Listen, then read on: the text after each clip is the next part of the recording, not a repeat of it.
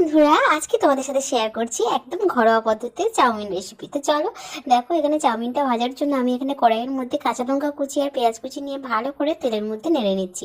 আর দেখো, ডিমের ভুজিয়া সঙ্গে একটুখানি আলু ভাজি আর একটুখানি শসা কুচি পেঁয়াজ কুচি রেডি করে নিয়েছি। তো চলো একেবারে ঘরোয়া পদ্ধতিতে কিভাবে আমি চাউমিনটা বানাচ্ছি তোমাদের সাথে আজকে সেটাই শেয়ার করব। তো দেখো, চাউমিনটা আমি আগে থেকেই সেদ্ধ করে কিন্তু নামিয়ে রেখেছি। আর চাউমিনটা খুব বেশি সেদ্ধ করলে হবে না, একদম 90% সেদ্ধ করতে হবে, বাকি 10% কিন্তু করলে হবে না, সেটা ভাজতে ভাজতেই হয়ে যাবে। যেহেতু ঘরোয়া পদ্ধতিতে আমরা তো বিশেষ কিছু দিই না, তো ওই কারণে খুব বেশি সেদ্ধ করলে এটা ভাজতে ভাজতে একেবারে ঝুরো ঝুরো হয়ে যাবে, গলে যাবে, তখন আর লম্বা লম্বা ভাবটা থাকবে না। তো সেই জন্য দেখো, চাউমিনটা আমি যে 90% কুক করে নেওয়ার পরে তারপরে দেখো কড়াইয়ের মধ্যে দিয়ে দিচ্ছি, দিয়ে এবারে ভালো করে এর মধ্যে তেল দিয়ে নেড়ে নেব। তো সামান্য একটুখানি লবণের ছিটে দিতে পারো এই সময় আর কি, তো আমি দিই যেহেতু। আর আমি যেহেতু পেঁয়াজের মধ্যে দিয়ে দিলাম একটু লবণ, তো এটা দেখো এর মধ্যে এবার ভালো করে মিক্সড করে নিচ্ছি।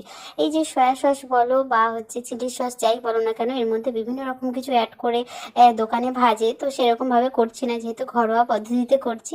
তো দেখো, উপর থেকে একটুখানি সস ছড়িয়ে দিলাম, কারণ কালারটা একটুখানি সুন্দর আসার জন্য। আর একটু গোলমরিচের গুঁড়ো এর উপর থেকে দিয়ে দেবো, তার উপর মানে সেটাই খেতে আরও বেশি টেস্টি হবে এবং হেলদি তো অবশ্যই, ঘরোয়া পদ্ধতিতে মানে বুঝতেই পারছো। তো সে যাই হোক, এবার ভালো করে নেড়ে চেড়ে কিন্তু আমি একদম ভেজে নেব। তো খুব বেশি ভেজে আবার লাল করে নিলে কিন্তু ভালো লাগবে না সেটা খেতে। তো দেখো, মোটামুটি নেড়ে একদম ভেজে নেওয়ার পরে আমি এখানে দেখো আলু আর এই যে ডিমের ভুজিয়াটা যে করে রেখেছিলাম সেটা আমি এর মধ্যে এবারে অ্যাড করলাম।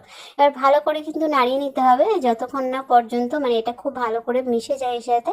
আর একটুখানি কড়ার মধ্যে লেগে যেন না যায়, একটুখানি তেলের ছিটে দিয়ে দিয়ে কিন্তু সুন্দর করে ভেজে নিতে হবে। এই পর্যায়ে ভাজতেই থাকতে হবে, একদম নেড়ে চেড়ে একেবারে লাল লাল করে ভেজে নিতে হবে। আবার খুব বেশি লাল লাল করে ভাজলে কিন্তু সেটা খেতে ভালো লাগবে না, মানে একটুখানি কালারটা চেঞ্জ হবে সেরকম ভাবেই কিন্তু নেড়ে নেড়ে ভেজে নিতে হবে। তো এদিকে দেখো, আমার স্যালাডটাও রেডি করা রয়েছে। এই যে ফাইনালি দেখো 3টে প্লেট সাজিয়ে নিয়েছি একেবারে, একদম পুরো ইয়াম্মি লাগছে দেখতে। তো তোমাদের কেমন লাগছে অবশ্যই কমেন্ট করে জানিও। এখানে আমার শাশুড়ি মার জন্য একটা প্লেট, আমার জন্য একটা প্লেট, আমার ভাসুরের ছেলের জন্য একটা প্লেট, তিনজনের 3টে প্লেট খুব সুন্দর করে গার্নিশিং করে সাজিয়ে নিয়েছি। দেখতে কেমন লাগছে অবশ্যই বলো। আর আমাদের খেয়ে তো দারুণ লেগেছে, ফাটাফাটি। এইভাবে চাউমিন বানিয়ে খেতে পারো বাড়িতে, ভালো লাগবে। টাটা সকলকে।